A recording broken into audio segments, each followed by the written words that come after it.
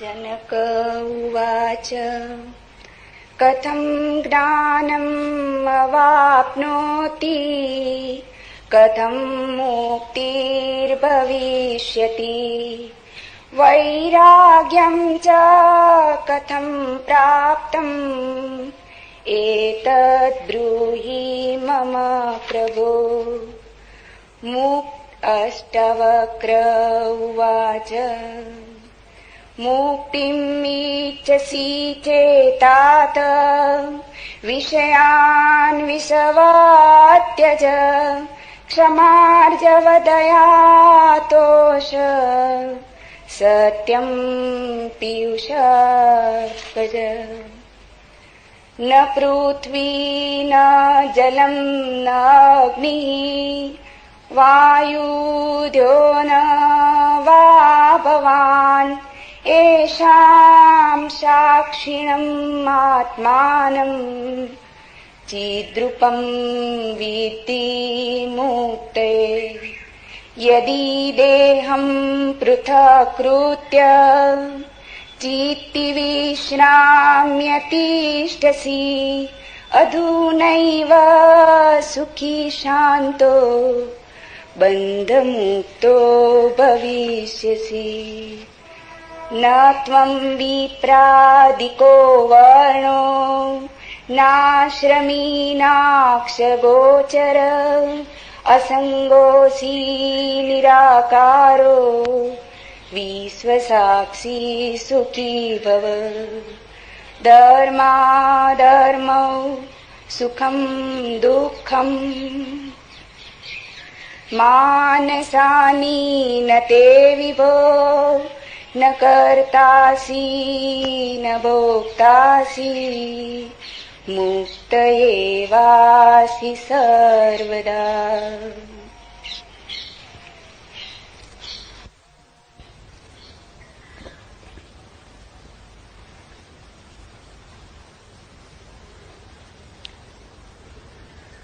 एक अनूठी यात्रा पर हम निकल गए।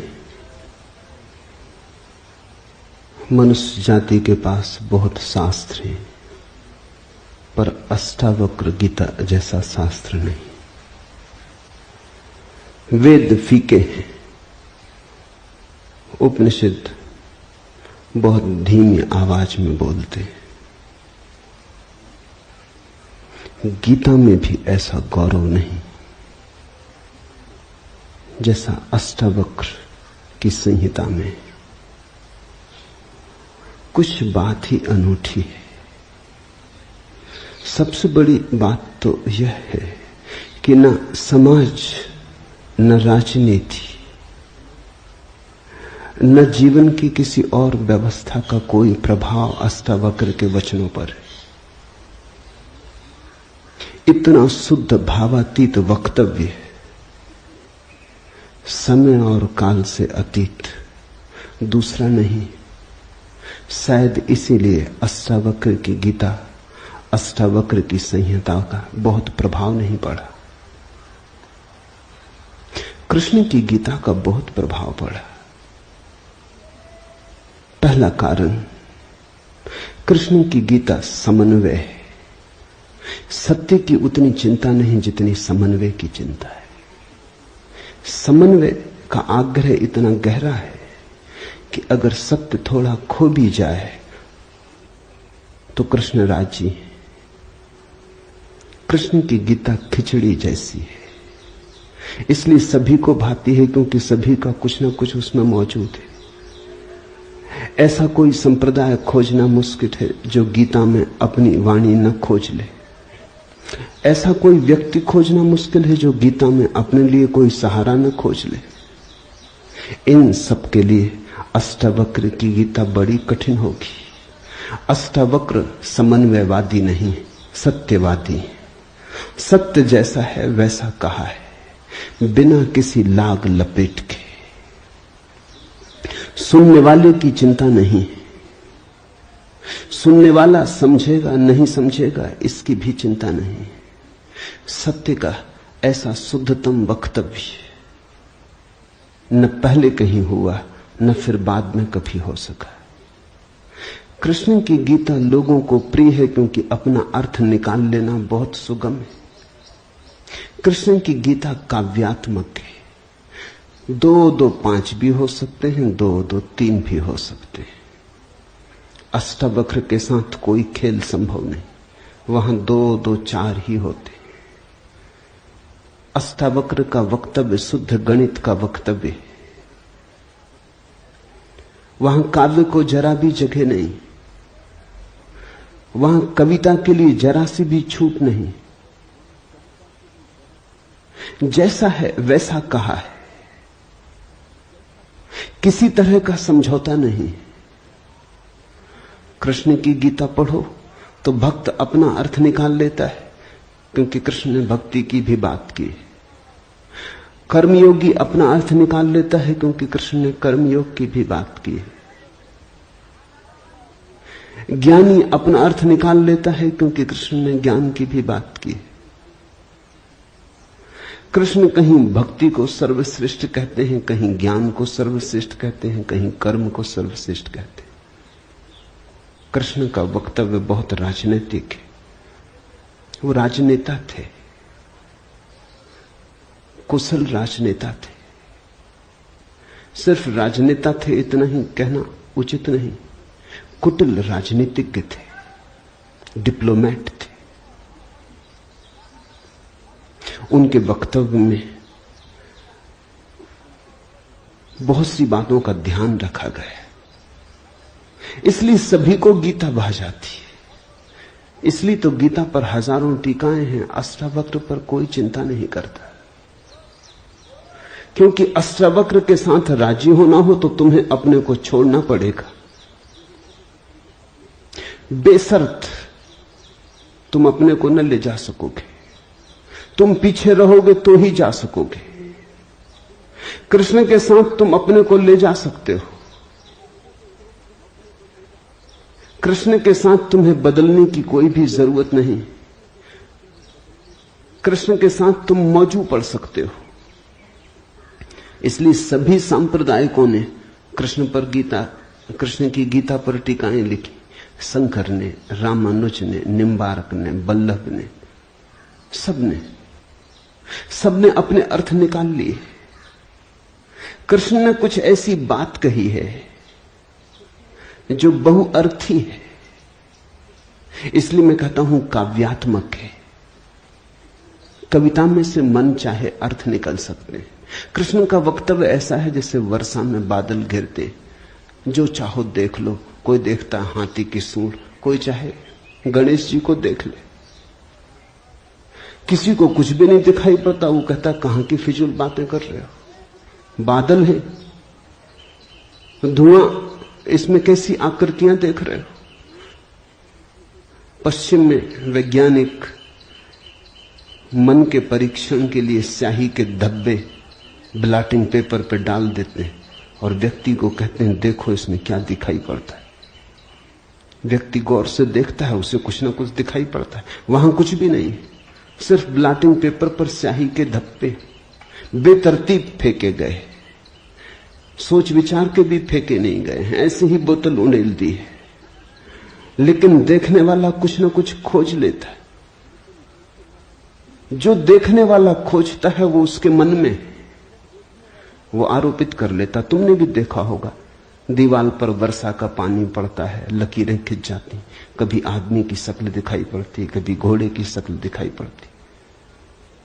तुम जो देखना चाहते हो आरोपित कर लेते हो। रात के अंधेरे में कपड़ा टंगा है, भूत प्रेत दिखाई पड़ जाते। कृष्ण की गीता ऐसी ही है, जो तुम्हारे मन में है दिखाई पड़ जाएगा। तो शंकर ज्ञान देख लेते हैं, रामानुज भक्ति देख लेते हैं, तिलक कर्म देख लेते हैं, और सब अपने घर प्रसन्नचित्त लौट आते कि ठीक कृष्ण वही कहते हैं जो हमारी मान्यता है। इमर्सन ने लिखा है कि एक बार एक पड़ोसी प्लेटो की किताबें उनसे मांग के ले गया। अब प्लेटो 2000 साल पहले हुआ है और दुनिया के थोड़े से अनूठे विचारकों में से एक। कुछ दिनों बाद इमर्सन ने कहा किताबें पढ़नी हो तो वापस कर दें। वो पड़ोसी लौटा गया। इमर्सन ने पूछा कैसी लगी? उस आदमी ने कहा कि ठीक इस आदमी प्लेटो के विचार मुझसे मिलते जुलते। कई दफे तो मुझे ऐसा लगा कि इस आदमी को मेरे विचारों का पता कैसे चल गया। प्लेटो 2000 साल पहले हुआ है। इसको शक हो रहा है कि इसने कहीं मेरे विचार तो नहीं चुरा लिए। कृष्ण में ऐसा शक बहुत बार होता है। इसलिए कृष्ण पर सदियां बीत गईं, टीकाएं चलती जाती, हर सदी अपना अर्थ खोज लेती है, हर व्यक्ति अपना अर्थ खोज लेता है। कृष्ण की गीता स्याही के धब्बों जैसी एक कुशल राजनीतिज्ञ का वक्तव्य है। अष्टावक्र की गीता में तुम कोई अर्थ ना खोज पाओगे। तुम अपने को छोड़ के चलोगे तो ही अष्टावक्र की गीता स्पष्ट होगी। अष्टावक्र का सुस्पष्ट संदेश है, उसमें जरा भी तुम अपनी व्याख्या ना डाल सकोगे। इसलिए लोगों ने टीकाएं नहीं लिखी। टीका लिखने की जगह नहीं है, तोड़ने मड़ोड़ने का उपाय नहीं है, तुम्हारे मन के लिए सुविधा नहीं है कि तुम कुछ डाल दो। अष्टावक्र ने इस तरह से वक्तव्य दिया है कि सदियां बीत गई, उस वक्तव्य में कोई कुछ जोड़ नहीं पाया, घटा नहीं पाया। बहुत कठिन है ऐसा वक्तव्य देना। शब्द के साथ ऐसी कुशलता बड़ी कठिन है। इसलिए मैं कहता हूं एक अनूठी यात्रा तुम शुरू कर रहे हो। अष्टावक्र में राजनीतिज्ञों की कोई उत्सुकता नहीं, न तिलक की, न अरविंद की, न गांधी की, न विनोबा की, किसी की कोई उत्सुकता नहीं, क्योंकि तुम अपना खेल न खेल पाओगे। तिलक को उकसाना है देशभक्ति, उठाना है कर्म का ज्वार। कृष्ण की गीता सहयोगी बन जाती। कृष्ण हर किसी को कंधा देने को तैयार है। कोई भी चला लो गोली उनके कंधे पर रख के, वो राजी। कंधा उनका, पीछे छिपने की तुम्हें सुविधा है, और उनके पीछे से गोली चलाओ तो गोली भी बहुमूल्य मालूम पड़ती। अष्टावक्र किसी को कंधे पे हाथ भी नहीं रखने देते। इसलिए गांधी की कोई उत्सुकता नहीं, तिलक की कोई उत्सुकता नहीं, अरविंद विनोबा को कुछ लेना देना नहीं, क्योंकि तुम कुछ थोप ना सकोगे। राजनीति की सुविधा नहीं है। अष्टावक्र राजनीतिक पुरुष नहीं। ये पहली बात ख्याल में रख लेनी जरूरी है। ऐसा सुस्पष्ट खुले आकाश जैसा वक्तव्य जिसमें बादल है ही नहीं, तुम कोई आकृति देख ना पाओगे। आकृति छोड़ोगे, सब बनोगे निराकार, अरूप के साथ जोड़ोगे संबंध, तो अष्टावक्र समझ में आएंगे। अष्टावक्र समझना चाहो तो ध्यान की गहराई में उतरना होगा। कोई व्याख्या से काम होने वाला नहीं। और ध्यान के लिए भी अष्टावक्र नहीं कहते कि तुम बैठ के राम राम जपो। अष्टावक्र कहते हैं तुम कुछ भी करो वो ध्यान ना होगा। करता जहां है वहां ध्यान कैसा। जब तक करना है तब तक भ्रांति है, जब तक करने वाला मौजूद है तब तक अहंकार मौजूद है। अष्टावक्र कहते हैं साक्षी हो जाना है ध्यान। जहां कर्ता छूट जाता तुम सिर्फ देखने वाले रह जाते। दृष्टा मात्र, दृष्टा मात्र हो जाने में ही दर्शन है। दृष्टा मात्र हो जाने में ही ध्यान है। दृष्टा मात्र हो जाने में ही ज्ञान है। इसके पहले कि हम सूत्र में उतरे, अष्टावक्र के संबंध में कुछ बातें समझ लेनी जरूरी है। ज्यादा पता नहीं, क्योंकि न तो वे सामाजिक पुरुष थे न राजनीतिक, तो इतिहास में कोई उल्लेख नहीं। बस थोड़ी सी घटनाएं ज्ञात हैं, वो भी बड़ी अजीब, भरोसा करने योग्य नहीं, लेकिन समझोगे तो बड़े गहरे अर्थ खुलेंगे। पहली घटना, अष्टावक्र पैदा हुए उसके पहले की, पीछे का तो कुछ पता नहीं। गर्भ की घटना, पिता बड़े पंडित, अष्टावक्र मां के गर्भ में, पिता रोज वेद का पाठ करते और अष्टावक्र गर्भ में सुनते। एक दिन अचानक गर्भ से आवाज आती कि रुको भी, ये सब बकवास है, ज्ञान इसमें कुछ भी नहीं, बस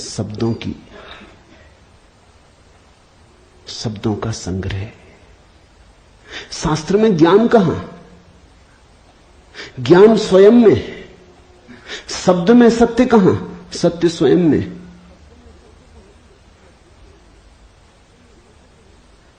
पिता स्वभावतः नाराज हुए। एक तो पिता, फिर पंडित,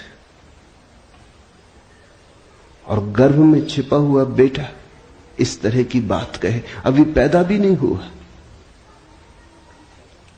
क्रोध में आ गए, आग बबूला हो गए। पिता का अहंकार चोट खा गया। फिर पंडित का अहंकार। बड़े पंडित थे, बड़े विवादी थे, शास्त्रार्थी थे। क्रोध में अभिशाप दे दिया कि जब पैदा होगा तो 8 अंगों से टेढ़ा होगा, इसलिए नाम अष्टावक्र। 8 जगह से कुबड़े पैदा हुए, 8 जगह से ऊंट की भांति इर्छे तिरछे। पिता ने क्रोध में शरीर को विक्षत कर दिया। ऐसी और भी कथाएं हैं। कहते हैं बुद्ध जब पैदा हुए तो खड़े खड़े पैदा हुए। मां खड़ी थी वृक्ष के तले, खड़े खड़े मां खड़ी थी, खड़े खड़े पैदा हुए। जमीन पर गिरे नहीं कि चले, 7 कदम चले। 8वें कदम पर रुककर 4 आर्य सत्यों की घोषणा की कि जीवन दुख है। अभी 7 कदम ही चले हैं पृथ्वी पर कि जीवन दुख है, कि दुख से मुक्त होने की संभावना है, कि दुख मुक्ति का उपाय है, कि दुख मुक्ति की अवस्था है, निर्वाण की अवस्था है। लाओत्सु के संबंध में कथा है कि लाओत्सु बूढ़े पैदा हुए, 80 वर्ष के पैदा हुए, 80 वर्ष तक गर्भ में ही रहे। कुछ करने की चाह ही न थी तो गर्भ से निकलने की चाह भी न हुई। कोई वासना ही न थी तो संसार में आने की भी वासना न हुई। जब पैदा हुए तो सफेद बाल थे, 80 वर्ष के बूढ़े थे।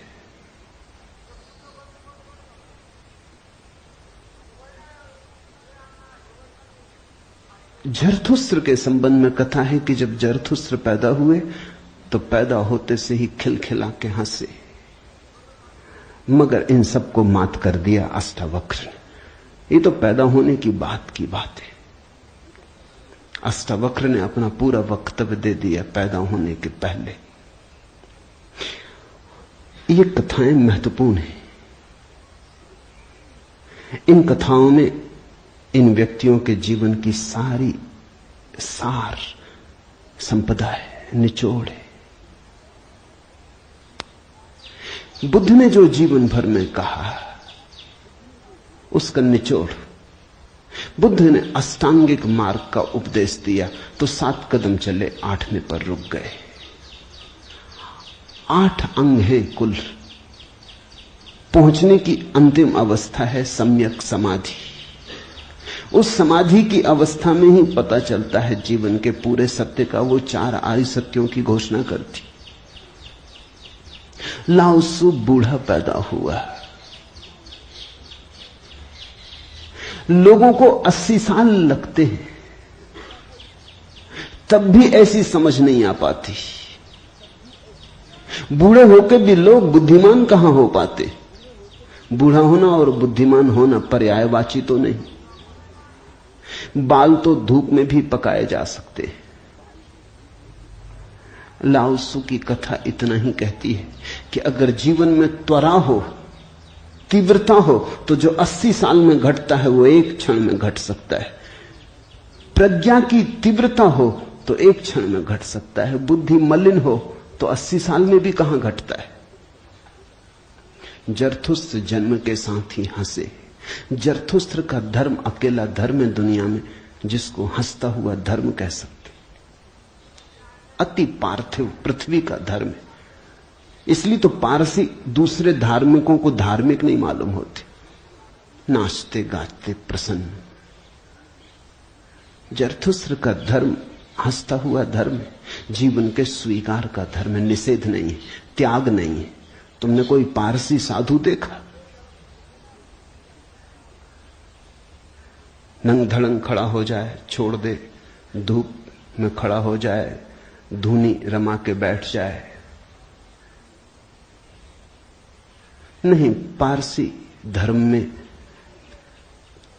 जीवन को सताने, कष्ट देने की कोई व्यवस्था नहीं।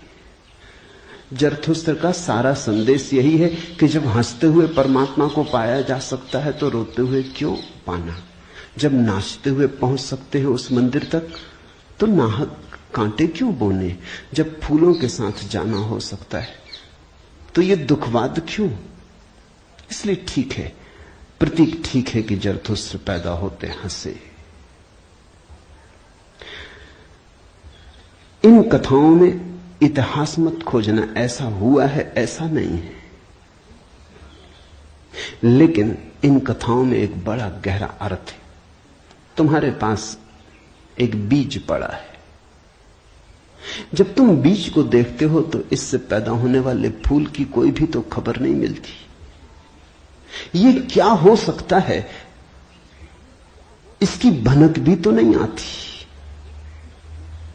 ये कमल बनेगा, खिलेगा,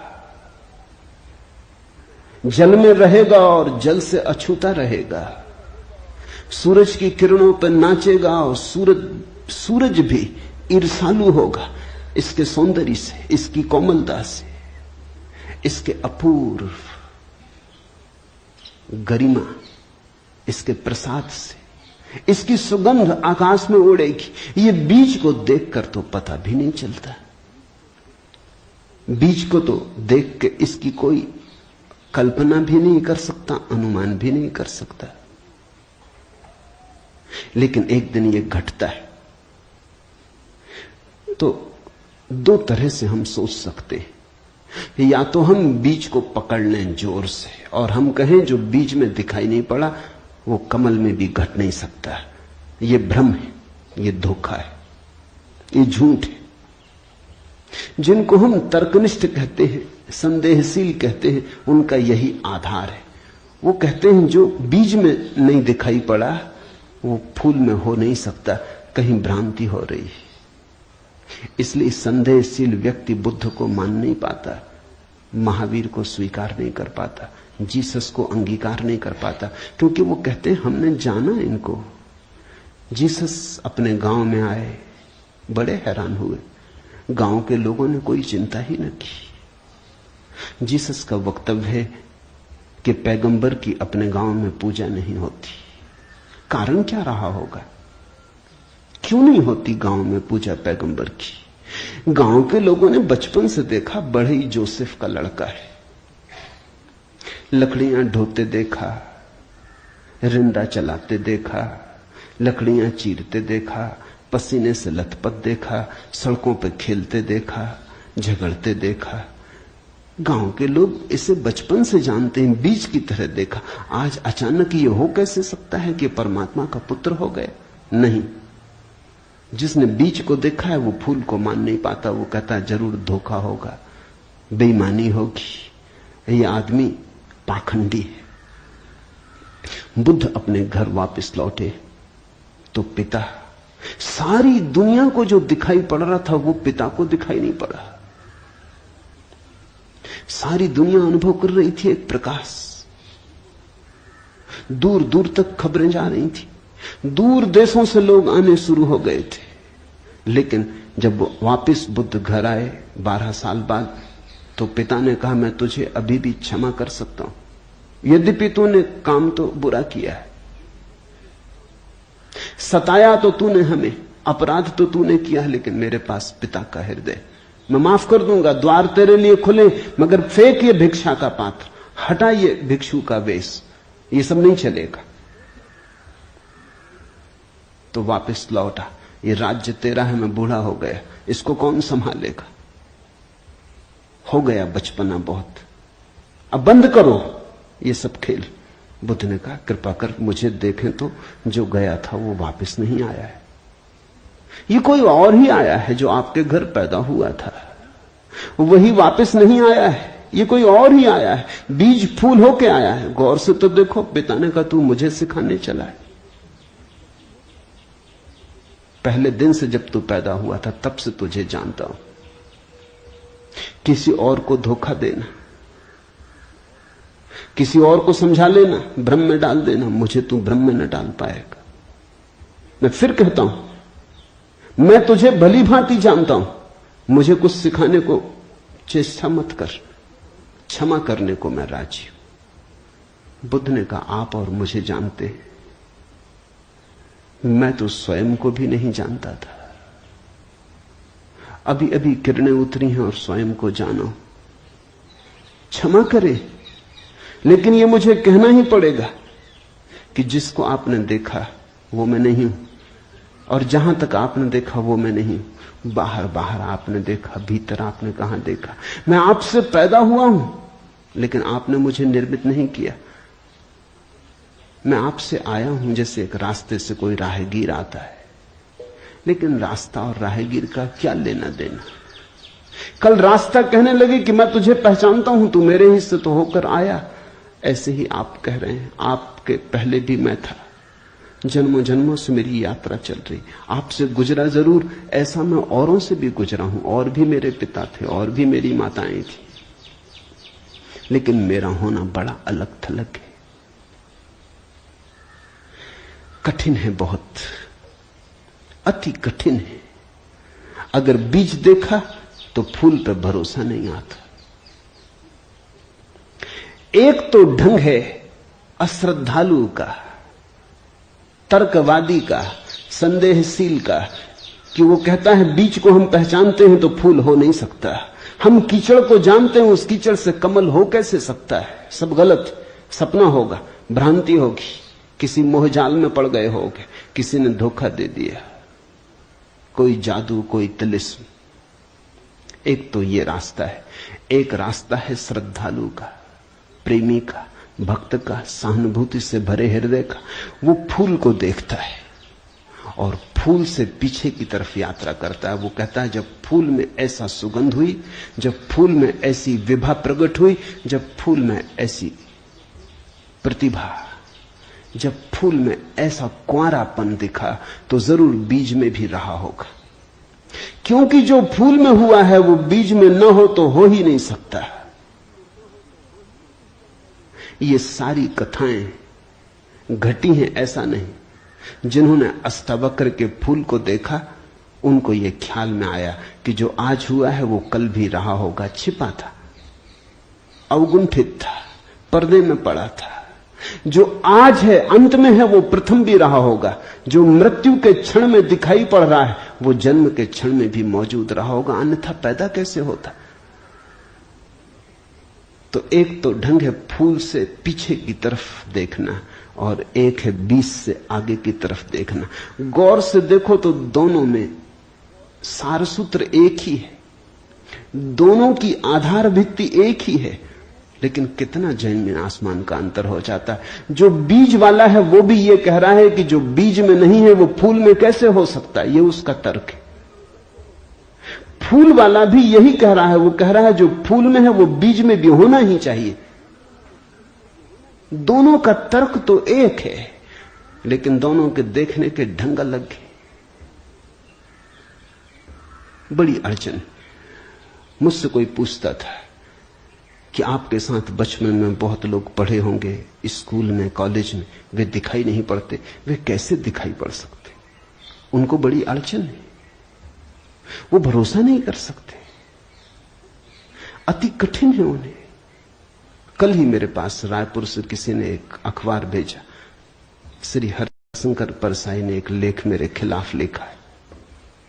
वो मुझे जानते हैं, कॉलेज के दिनों से जानते हैं, हिंदी के मूर्धन्य व्यंग्य लेखक हैं।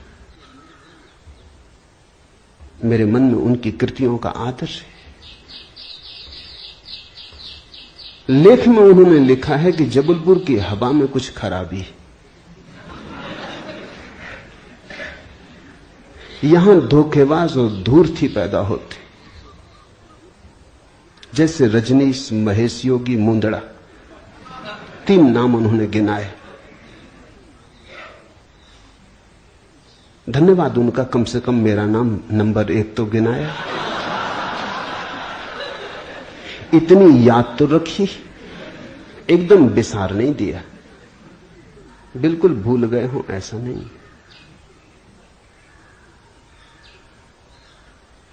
लेकिन अर्जुन स्वाभाविक है, सीधी साफ है, मैं उनकी बात समझ सकता हूं।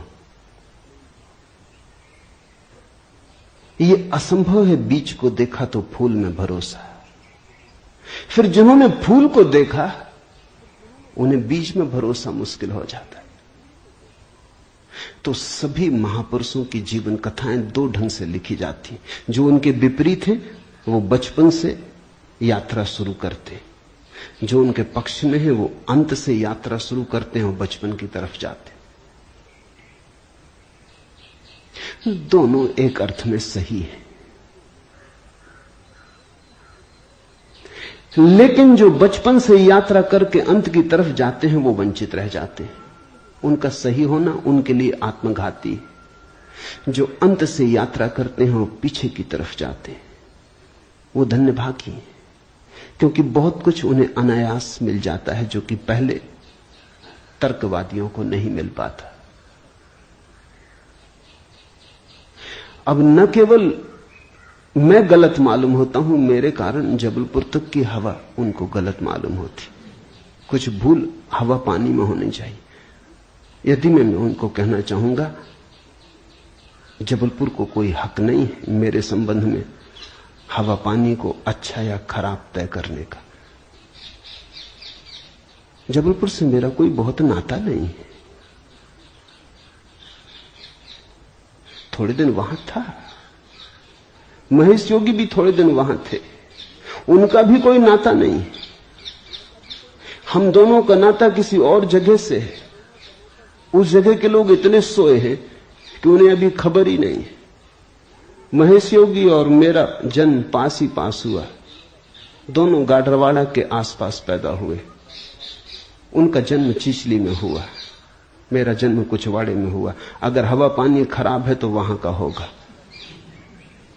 इसका दुख गाडरवाड़ा को होना चाहिए, कभी होगा, या सुख। जबलपुर को इसमें बीच में आना नहीं चाहिए। लेकिन मन कैसे तर्क रचता है। अब जो अष्टावक्र की कथा को देखेगा वो सुनते से ही कह देगा गलत, असंभव। ये तो कथा जिन्होंने लिखी हो उनको भी पता है कि कहीं कोई गर्व से बोलता है।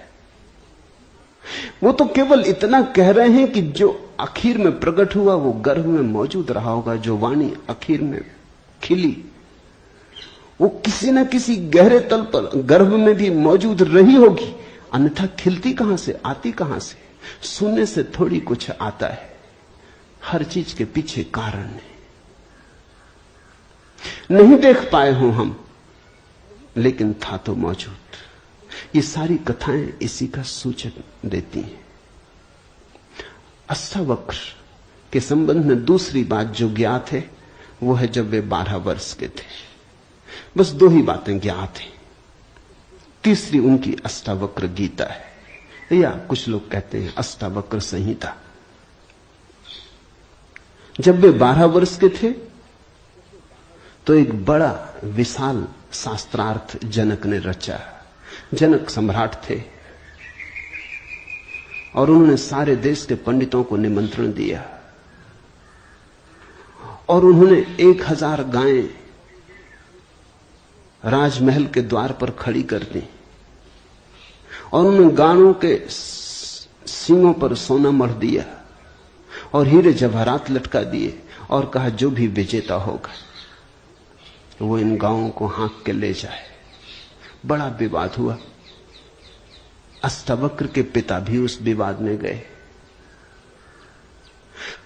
खबर आई सांझ होते होते कि पिता हार रहे हैं। सबसे तो जीत चुके थे, वंदिन नाम के एक पंडित से हारे जा रहे हैं। ये खबर सुन के अष्टावक्र भी राजमहल पहुंच गया। सभा सजी थी, विवाद अपनी आखिरी चरम अवस्था में था, निर्णायक घड़ी करीब आती थी। पिता के हारने की स्थिति बिल्कुल पूरी तय हो चुकी थी। अब हारे तब हारे की अवस्था थी। अष्टावक्र दरबार में भीतर चला गया। पंडितों ने उसे देखा, महापंडित इकट्ठे थे। उसका 8 अंगों से टेढ़ा मेढ़ा शरीर, वो चलता तो भी देख के लोगों को हंसी आती। उसका चलना भी बड़ा हास्यास्पद था। सारी सभा हंसने लगी। अष्टावक्र भी खिल के हंसा। जनक ने पूछा, और सब हंसते हैं वो तो मैं समझ गया क्यों हंसते, लेकिन बेटे तू क्यों हंसा? अष्टावक्र ने कहा, मैं इसलिए हंस रहा हूं कि इन चम्हारों की सभा में सत्य का निर्णय हो रहा है। बड़ा आदमी अनूठा रहा होगा। ये चम्हार यहां क्या कर रहे हैं? सन्नाटा छा गया। चम्हार? सम्राट ने पूछा, तेरा मतलब? उसने कहा, सीधी सी बात है, इनको चमड़ी ही दिखाई पड़ती, मैं नहीं दिखाई पड़ता। मुझसे सीधा साधा आदमी खोजना मुश्किल है, वो तो इनको दिखाई ही नहीं पड़ता। इनको आड़ा टेढ़ा शरीर दिखाई पड़ता है। ये चम्हार है, ये चमड़ी के पारखी। राजन, मंदिर के टेढ़े होने से कहीं आकाश टेढ़ा होता है?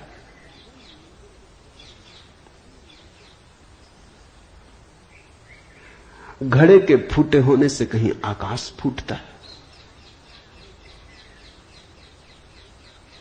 आकाश तो निर्विकार है। मेरा शरीर टेढ़ा मेढ़ा है, लेकिन मैं तो नहीं। ये जो भीतर बसा है इसकी तरफ तो देखो। इससे तुम सीधा साधा और कुछ खोज ना सकोगे।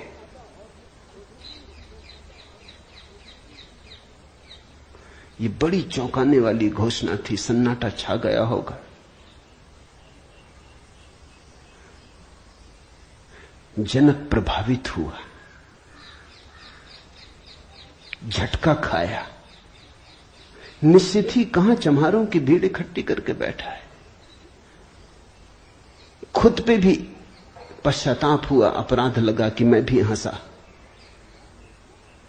उस दिन तो कुछ न कहते बना, लेकिन दूसरे दिन सुबह जब सम्राट घूमने निकला था तो राह पर अष्टावक्र दिखाई पड़ा। उतरा, घोड़े से पैरों में गिर पड़ा। सबके सामने तो हिम्मत न जुटा पाया। एक दिन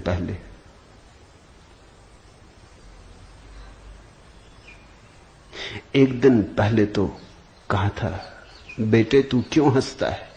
12 साल का लड़का था। उम्र तौली थी, आज उम्र नहीं तौली। आज घोड़े से उतर गया, पैर पर गिर पड़ा, साष्टांग दंडवत, और कहा, पधारें राजमहल, मेरी जिज्ञासाओं का समाधान करें। हे प्रभु, आए मेरे घर। बात मेरी समझ में आ गई। रात भर मैं सो ना सका।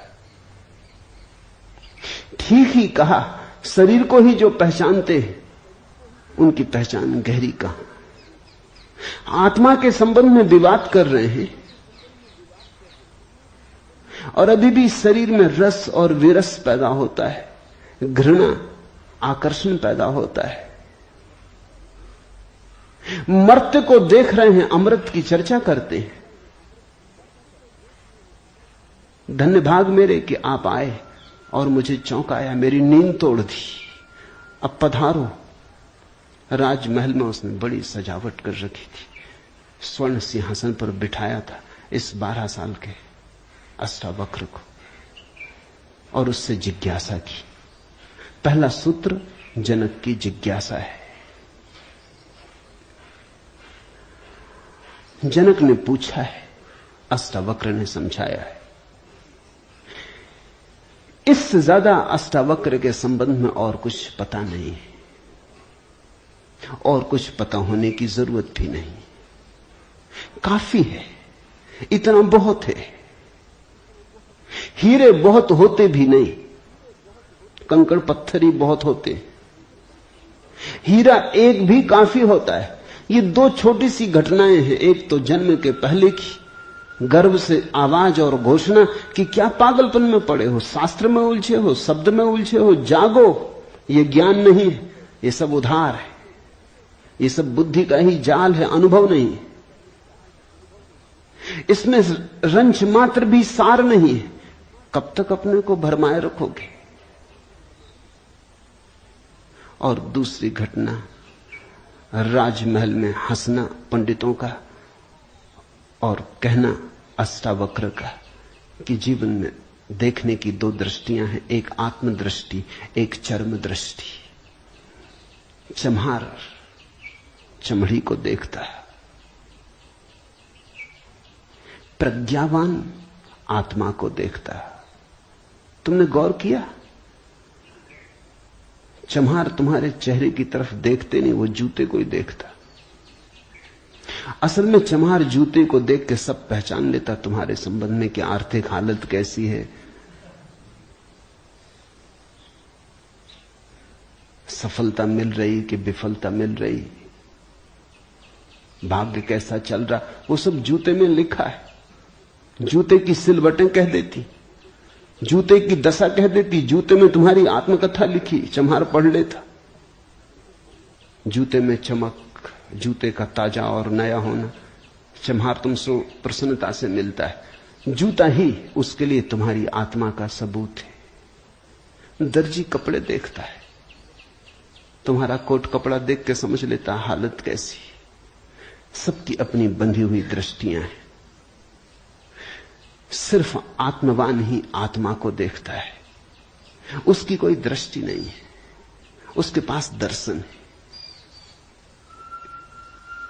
एक छोटी घटना और जो अष्टावक्र के जीवन से संबंधित नहीं, रामकृष्ण और विवेकानंद के जीवन से संबंधित है, लेकिन अष्टावक्र से उसका जोड़ है। फिर हम सूत्रों में प्रवेश करें। विवेकानंद रामकृष्ण के पास आए तब उनका नाम नरेंद्रनाथ था। विवेकानंद तो बाद में रामकृष्ण ने उनको पुकारा। जब आए रामकृष्ण के पास तो अति विवादी थे, नास्तिक थे, तर्कवादी थे, हर चीज के लिए प्रमाण चाहते थे। कुछ चीजें हैं जिनके लिए कोई प्रमाण नहीं, मजबूरी है। परमात्मा के लिए कोई प्रमाण नहीं है और प्रमाण नहीं, प्रेम के लिए कोई प्रमाण नहीं है और प्रमाण नहीं, सौंदर्य के लिए कोई प्रमाण नहीं है और प्रमाण नहीं है। अगर मैं कहूं देखो ये खजूरेना के वृक्ष कैसे सुंदर, और तुम कहो हमें तो कोई सौंदर्य दिखाई नहीं पड़ता, वृक्ष जैसे वृक्ष,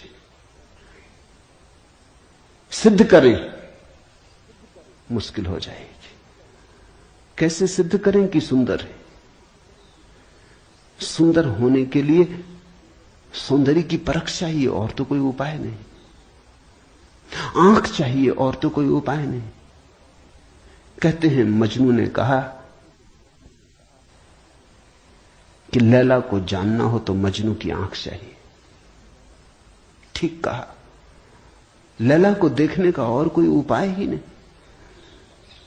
मजनू को बुलाया था उसके गांव के राजा ने और कहा था तू पागल है, मैं तेरी लैला को जानता हूं, साधारण सी लड़की है, काली कलूटी, कुछ खास नहीं, तुझ पे मुझे दया आती। ये मेरे राजमहल की 12 लड़कियां खड़ी, ये इस देश की सुंदरतम स्त्रियां, इनमें से तू कोई भी चुन ले, ये तुझे रोते देख के मेरा भी प्राण रोता है। उसने देखा और उसने कहा इनमें तो लैला कोई भी नहीं, ये तो लैला के मुकाबले तो दूर उसके चरण की धूल भी नहीं। सम्राट कहने लगा मजनू तू पागल है। मजनू ने कहा यह हो सकता है, लेकिन एक बात आपसे कहना चाहता हूं, लैला को देखना हो तो मजनू की आंख चाहिए।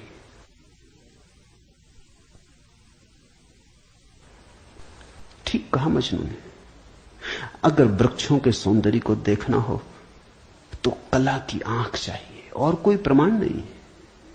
अगर किसी के प्रेम को पहचानना हो तो प्रेमी का हृदय चाहिए और कोई प्रमाण नहीं। और परमात्मा तो इस जगत के सारे सौंदर्य और सारे प्रेम और सारे सत्य का इकट्ठा नाम है। उसके लिए तो ऐसा निर्विकार चित्त चाहिए, ऐसा साक्षी भाव चाहिए जहां कोई शब्द न रह जाए, कोई विचार न रह जाए, कोई तरंग न उठे, वहां कोई धूल न रह जाए। मन की और चित्त का दर्पण परिपूर्ण शुद्ध हो। प्रमाण कहां? रामकृष्ण से विवेकानंद ने कहा प्रमाण चाहिए। है परमात्मा तो प्रमाण थे। और विवेकानंद को देखा रामकृष्ण ने। बड़ी थी संभावना इस युवक की, बड़ी थी यात्रा इसके भविष्य की, बहुत कुछ होने को पड़ा था इसके भीतर, बड़ा खजाना था, उससे ये अपरिचित है। रामकृष्ण ने देखा, इस युवक के पिछले जन्मों में झांका। ये बड़ी संपदा, बड़े पुण्य की संपदा लेकर आ रहा है। ये ऐसे ही तर्क में दबा न रह जाए। कराह उठा होगा पीड़ा और करुणा से रामकृष्ण का हृदय। उन्होंने कहा छोड़, प्रमाण वगैरह बाद में सोच लेंगे। मैं जरा बूढ़ा हुआ, मुझे पढ़ने में अड़चन होती, तू अभी जवान, तेरी आंख अभी तेज, ये किताब पढ़ी, इसे तू पढ़। वो थी अष्टावक्र गीता, जरा मुझे सुनाते। कहते हैं विवेकानंद को इसमें तो कुछ अड़चन न मालूम पड़ी। यह आदमी कुछ ऐसी तो कोई खास बात नहीं मांग रहा है। 2-4 सूत्र पढ़े और एक घबराहट और रोआ रोआ कपने लगा। और विवेकानंद ने कहा मुझसे नहीं पढ़ा जाता। रामकृष्ण ने कहा पढ़ भी, इसमें हर्ज क्या है, तेरा क्या बिगाड़ लेगी ये किताब, तू जवान है अभी, तेरी आंख अभी ताजी, और मैं बूढ़ा हुआ, मुझे पढ़ने में दिक्कत होती, और ये किताब मुझे पढ़नी तो तू पढ़ के सुना दे। कहते हैं उस किताब को सुनाते सुनाते ही विवेकानंद डूब गए।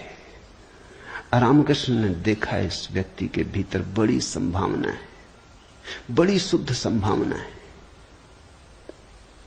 जैसी एक बोधिसत्व की होती, जो कभी न कभी बुद्ध होना जिसका निर्णीत है, आज नहीं कल भटके कितना ही, बुद्धत्व जिसके पास चला आ रहा है। क्यों अष्टावक्र की गीता रामकृष्ण ने कही कि तू पढ़ के मुझे सुना दे? क्योंकि इससे ज्यादा शुद्धतम वक्तव्य और कोई नहीं। ये शब्द भी अगर तुम्हारे भीतर पहुंच जाएं तो तुम्हारी सोई हुई आत्मा को जगाने लगेंगे। ये शब्द तुम्हें तरंगायित करेंगे, ये शब्द तुम्हें आह्लादित करेंगे, ये शब्द तुम्हें झकझोरेंगे। इन शब्दों के साथ क्रांति घटित हो सकती। अष्टावक्र की गीता को मैंने यूं ही नहीं चुना है, और जल्दी नहीं चुना, बहुत देर करके चुना है, सोच विचार के। दिन थे जब मैं कृष्ण की गीता पर बोला, क्योंकि भीड़ भाड़ मेरे पास थी। भीड़ भाड़ के लिए अष्टावक्र गीता का कोई अर्थ न था। बड़ी चेष्टा करके भीड़ भाड़ से छुटकारा पाया है। अब तो थोड़े से विवेकानंद यहां हैं, अब तो उनसे बात करनी है जिनकी बड़ी संभावना है। उन थोड़े से लोगों के साथ मेहनत करनी है जिनके साथ मेहनत का परिणाम हो सकता है। अब हीरे तराशने, कंकड़ पत्थरों पर यह छेनी खराब नहीं करनी, इसलिए चुनी है अष्टावक्र की गीता। तुम तैयार हुए हो इसलिए चुनी। पहला सूत्र, जनक ने कहा, हे प्रभु, पुरुष ज्ञान को कैसे प्राप्त होता है, और मुक्ति कैसे होगी, और वैराग्य कैसे प्राप्त होगा, यह मुझे कहिए। एतत् मम ब्रूहि प्रभो, मुझे समझाएं प्रभु। 12 साल के लड़के से सम्राट जनक का कहना, हे प्रभु भगवान मुझे समझाएं। एतत् मम ब्रूहि, मुझे ना समझ को कुछ समझ दें, मुझे अज्ञानी को जगाएं। 3 प्रश्न पूछे हैं। कथम ज्ञानम, कैसे होगा ज्ञान? साधारणता तो हम सोचेंगे कि यह भी कोई पूछने की बात है, किताबों में भरा पड़ा है। जनक भी जानता था किताबों में भरा पड़ा है वो ज्ञान नहीं, वो केवल ज्ञान की धूल है, राख है। ज्ञान की ज्योति जब जलती है तो पीछे राख छूट जाती, राख इकट्ठी होती चली जाती, शास्त्र बन जाती। वेद राख है। कभी जलते हुए अंगारे थे, ऋषियों ने उन्हें अपनी आत्मा में जलाया था, फिर राख रह गए। फिर राख संयोजित की जाती, संग्रहित की जाती, सुव्यवस्थित की जाती। जैसे जब आदमी मर जाता है तो हम उसकी राख इकट्ठी कर लेते हैं, उसको फूल कहते हैं। बड़े मजेदार लोग हैं जिंदगी में जिसको फूल नहीं कहा। उसकी हड्डी वड्डियां इकट्ठी कर लाते हैं, कहते फूल संजोला है, फिर संभाल कर रखते, मंजूसा बनाते। जिसको जिंदगी में कभी फूल का आदर नहीं दिया, जिसको जिंदगी में कभी फूल की तरह देखा नहीं, जब मर जाता है आदमी पागल है, तब उसकी हड्डी को, राख को फूल कहते। ऐसे ही जब कोई बुद्ध जीवित होता है तब तुम सुनते नहीं। जब कोई महावीर तुम्हारे बीच से गुजरता है तब तुम नाराज होते हो। लगता है यह आदमी तुम्हारे सपने तोड़ रहा है या तुम्हारी नींद में दखल डाल रहा है। ये कोई जगाने का वक्त है? अभी अभी तो सपना आना शुरू हुआ था, अभी अभी तो जरा जीतना शुरू किया था जिंदगी में, अभी अभी तो दांव ठीक लगने लगे थे, तीर ठीक ठीक जगह पड़ने लगा था, और ये सज्जन आ गए, ये कहते हैं सब आसार है।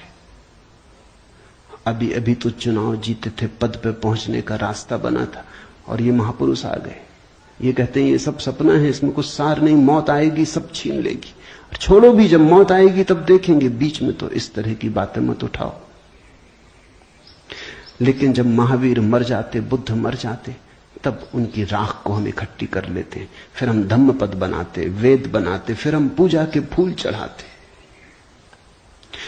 जनक भी जानता था कि शास्त्रों में सूचनाएं भरी पड़ी, लेकिन उसने पूछा कथम ज्ञानम, कैसे होगा ज्ञान? क्योंकि कितना ही जान लो ज्ञान तो होता ही नहीं। जानते जाओ, शास्त्र कंठस्थ कर लो, तोते बन जाओ, एक एक सूत्र याद हो जाए, पूरे वेद स्मृति में छप जाएं, फिर भी ज्ञान तो होता नहीं। कथम ज्ञानम, कैसे होता ज्ञान? कथम मुक्ति, मुक्ति कैसे होगी? क्योंकि जिसको तुम ज्ञान कहते हो वो तो बांध लेता उल्टे, मुक्त कहां करता। ज्ञान तो वही है जो मुक्त करे। जीसस ने कहा है सत्य वही है जो मुक्त करे, ज्ञान तो वही है जो मुक्त करे। ये ज्ञान की कसौटी है। पंडित मुक्त तो दिखाई नहीं पड़ता, बंधा दिखाई पड़ता है, मुक्ति की बातें करता है, मुक्त दिखाई नहीं पड़ता है, हजार बंधनों में बंधा हुआ मालूम पड़ता है। तुमने कभी गौर किया, तुम्हारे तथाकथित संत तुमसे भी ज्यादा बंधे हुए मालूम पड़ते। तुम शायद थोड़े बहुत मुक्त भी हो, तुम्हारे संत तुमसे भी ज्यादा बंधे, लकीर के फकीर हैं। न उठ सकते स्वतंत्रता से, न बैठ सकते स्वतंत्रता से, न जी सकते स्वतंत्रता से।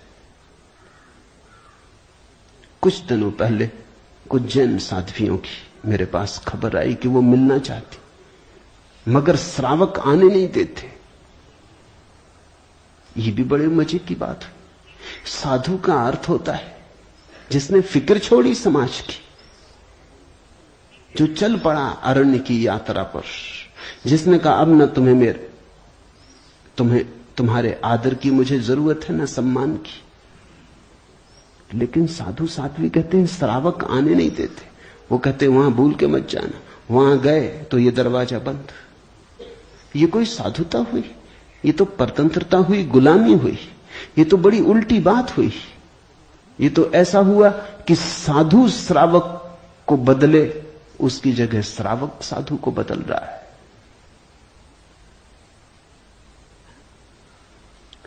एक मित्र ने आके मुझे कहा, एक जैन साध्वी आपकी किताबें पढ़ती लेकिन चोरी से। टेप भी सुनना चाहती लेकिन चोरी से। और अगर कभी किसी के सामने आपका नाम भी ले दो तो वो इस तरह हो जाती जैसे उसने कभी आपका नाम सुना ही नहीं। ये मुक्ति हुई। जनक ने पूछा कथम मुक्ति, कैसे होती मुक्ति, क्या है मुक्ति? उस ज्ञान को मुझे समझाएं जो मुक्त कर देता है। स्वतंत्रता मनुष्य की सबसे महत्वपूर्ण आकांक्षा है। सब पालो लेकिन गुलामी अगर रही तो छिदती है। सब मिल जाए, स्वतंत्रता न मिले तो कुछ भी नहीं मिला। मनुष्य चाहता है खुला आकाश, कोई सीमा ना हो। वो मनुष्य की अंतरतम निगूढ़तम आकांक्षा है, जहां कोई सीमा ना हो, कोई बाधा ना हो। इसी को परमात्मा होने की आकांक्षा कहो, मोक्ष की आकांक्षा कहो। हमने ठीक शब्द चुना है, मोक्ष। दुनिया की किसी भाषा में ऐसा प्यारा शब्द नहीं। स्वर्ग, फिरदौस, इस तरह के शब्द हैं, लेकिन उन शब्दों में मोक्ष की कोई धुन नहीं है। मोक्ष का संगीत ही अनूठा है। उसका अर्थ ही केवल इतना है, ऐसी परम स्वतंत्रता जिस पर कोई बाधा नहीं है। स्वतंत्रता इतनी शुद्ध कि जिस पे कोई सीमा नहीं। पूछा जनक ने कैसे होगी मुक्ति और कैसे होगा वैराग्य? हे प्रभु मुझे समझाकर कहिए।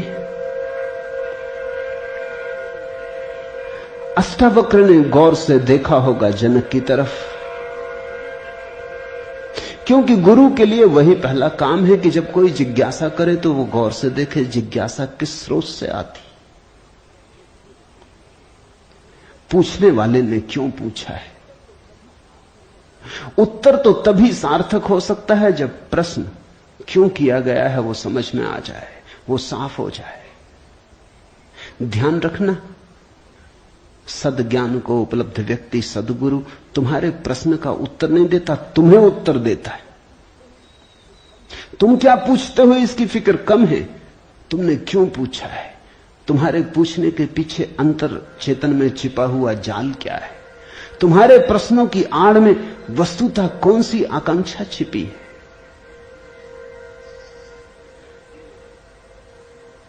दुनिया में 4 तरह के लोग हैं, ज्ञानी, मुमुक्षु, अज्ञानी, मूढ़।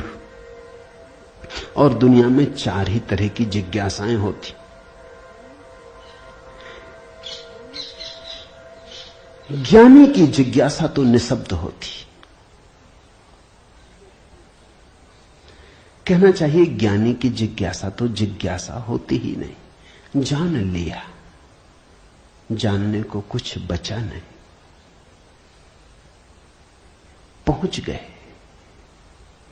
चित्त निर्मल हुआ, शांत हुआ, घर लौट आए, विश्राम में आ गए। तो ज्ञानी की जिज्ञासा तो जिज्ञासा जैसी होती ही नहीं। इसका यह अर्थ नहीं कि ज्ञानी सीखने को तैयार नहीं होता। ज्ञानी तो सरल छोटे बच्चे की भांति हो जाता है, सदा तत्पर सीखने को।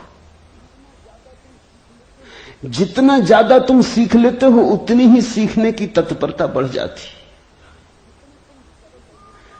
जितने तुम सरल और निष्कपट होते चले जाते हो उतने ही सीखने के लिए तुम खुल जाते हो। आए हवाएं तुम्हारे द्वार खुले पाती, आए सूरज तुम्हारे द्वार पर दस्तक नहीं देनी पड़ती, आए परमात्मा तुम्हें सदा तत्पर पाता है। ज्ञानी ज्ञान को संग्रहित नहीं करता, ज्ञानी सिर्फ ज्ञान की क्षमता को उपलब्ध होता है। इस बात को ठीक से समझ लेना, क्योंकि पीछे ये काम पड़ेगी। ज्ञानी का केवल इतना ही अर्थ है कि जो जानने के लिए बिल्कुल खुला है, जिसका कोई पक्षपात नहीं, जानने के लिए जिसके पास कोई पर्दा नहीं, जिसके पास जानने के लिए कोई पूर्व नियोजित योजना ढांचा नहीं। ज्ञानी का अर्थ है ध्यानी, जो ध्यानपूर्ण है। तो देखा होगा अष्टावक्र ने गौर से जनक में झांक के, ये व्यक्ति ज्ञानी तो नहीं, ये ध्यान को तो उपलब्ध नहीं हुआ है, अन्यथा इसकी जिज्ञासा मौन होती, उसमें शब्द ना होते। बुद्ध के जीवन में उल्लेख है, एक फकीर मिलने आया, एक साधु मिलने आया, एक परिव्राजक घुमक्कड़। उसने आके बुद्ध से कहा, पूछने योग्य शब्द मेरे पास नहीं, क्या पूछना चाहता हूं उसे शब्दों में बांधने की मेरे पास कोई कुशलता नहीं।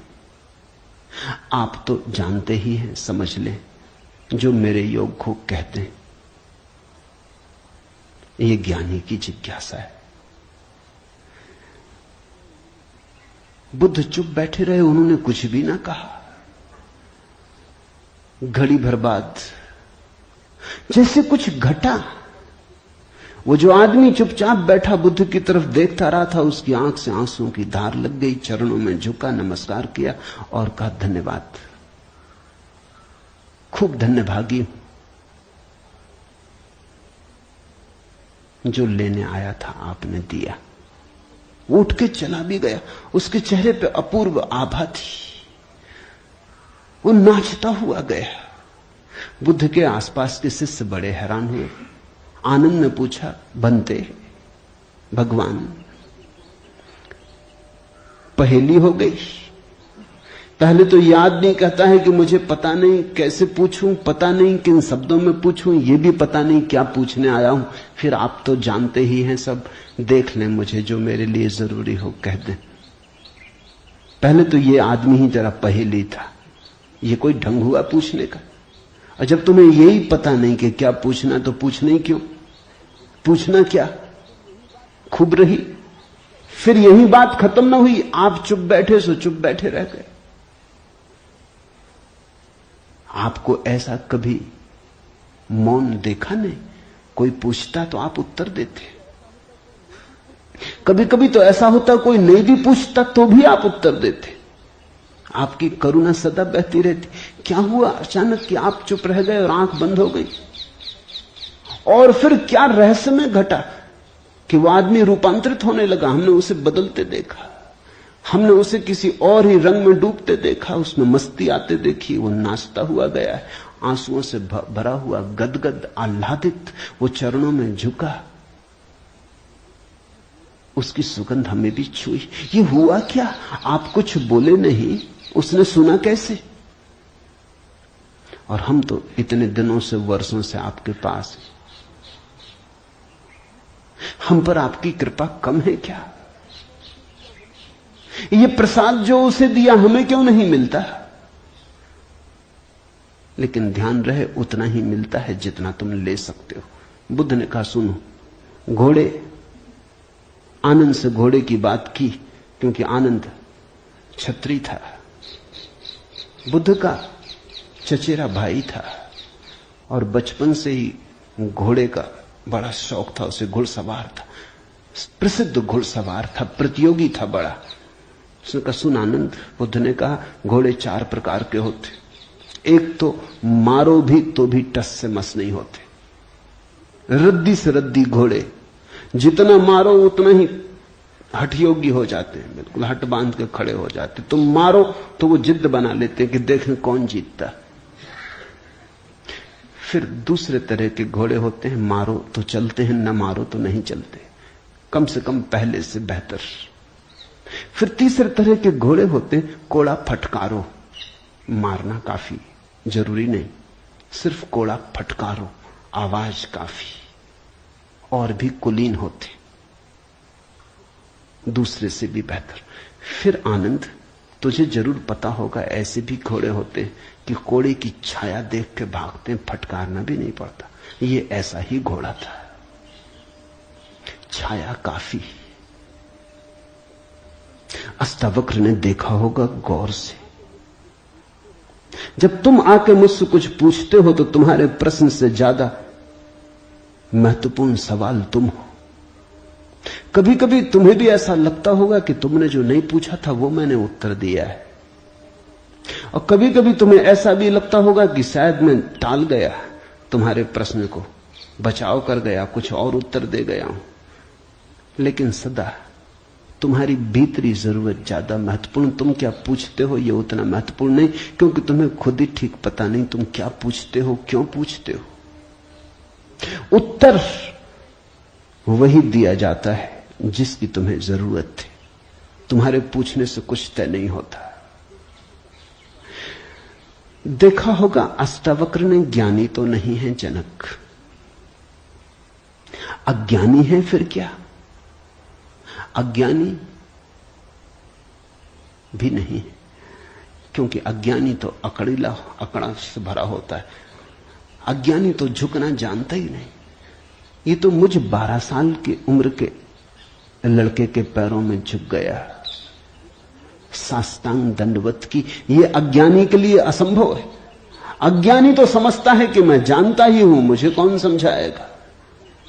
अज्ञानी अगर कभी पूछता भी है तो तुम्हें गलत सिद्ध करने को पूछता है, क्योंकि अज्ञानी तो ये मान के चलता है कि पता तो मुझे है ही, देखें इनको भी पता है या नहीं।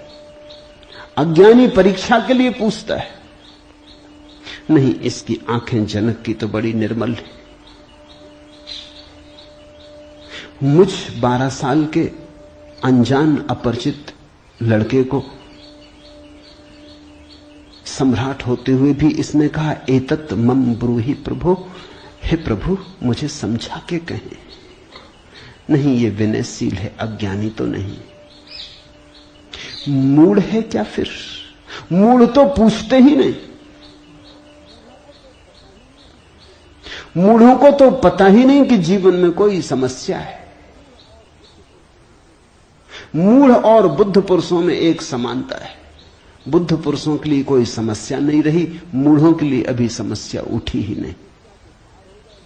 बुद्ध पुरुष समस्या के पार हो गए, मूढ़ अभी समस्या के बाहर है। मूढ़ तो इतना मूर्छित है, उसे कहां सवाल कथम ज्ञानम, मूढ़ पूछेगा कथम मुक्ति।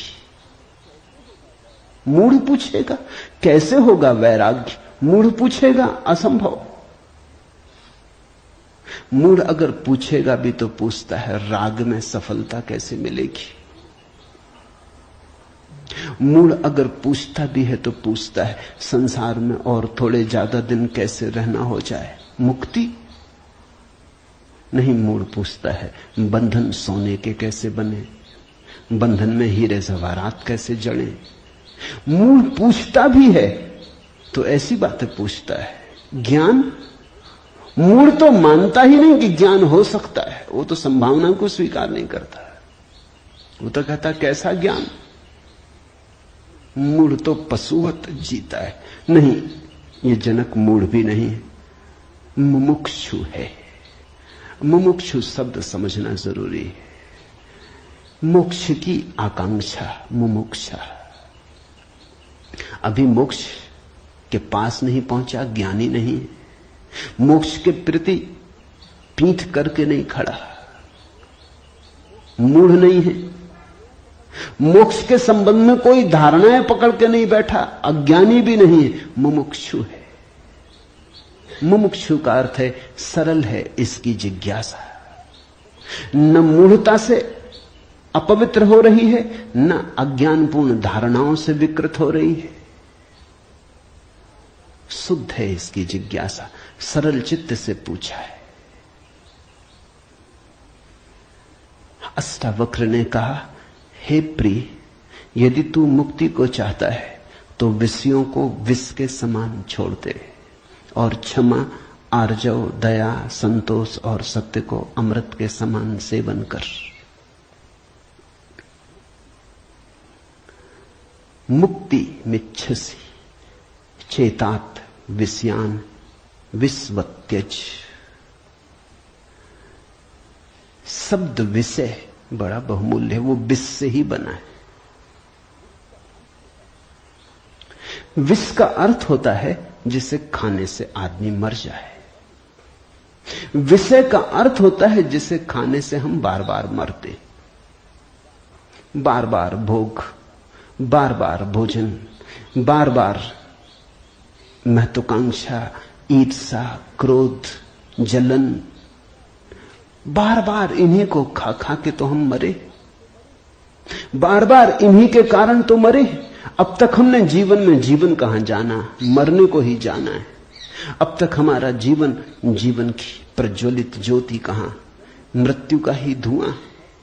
जन्म से लेकर मृत्यु तक हम मरते ही तो हैं, धीरे धीरे, जीते कहां, रोज रोज मरते। जिसको हम जीवन कहते हैं वो एक सतत मरने की प्रक्रिया है। अभी हमें जीवन का तो पता ही नहीं, तो हम जिएंगे कैसे? ये शरीर तो रोज क्षीण होता चला जाता है, ये बल तो रोज खोता चला जाता है, ये भोग और विषय तो रोज हमें चूसते चले जाते, जरा जीर्ण करते चले जाते।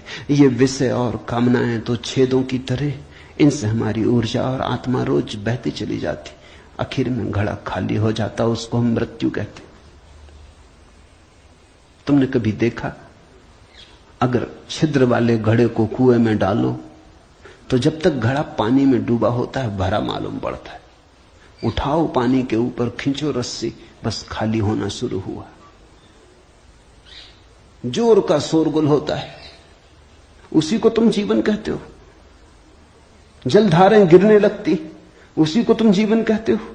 और घड़ा जैसे जैसे पास आता है, हाथ के खाली होता चला जाता। जब हाथ में आता है तो खाली घड़ा, जल की एक बूंद भी नहीं। ऐसा ही हमारा जीवन है। बच्चा पैदा नहीं हुआ, भरा मालूम होता है। पैदा हुआ कि खाली होना शुरू हुआ। जन्म का पहला दिन मृत्यु का पहला दिन, खाली होने लगा। एक दिन मरा, 2 दिन मरा, 3 दिन मरा। जिनको तुम जन्मदिन कहते हो, अच्छा हो मृत्यु दिन कहो तो ज्यादा सत्यतर होगा। 1 साल मर जाते हो, उसको कहते हो चलो एक जन्मदिन आ गया। 50 साल मर गए, कहते हो 50 साल जी लिए, स्वर्ण जयंती मनाए। 50 साल मरे, मौत करीब आ रही, जीवन दूर जा रहा है, घड़ा खाली हो रहा है।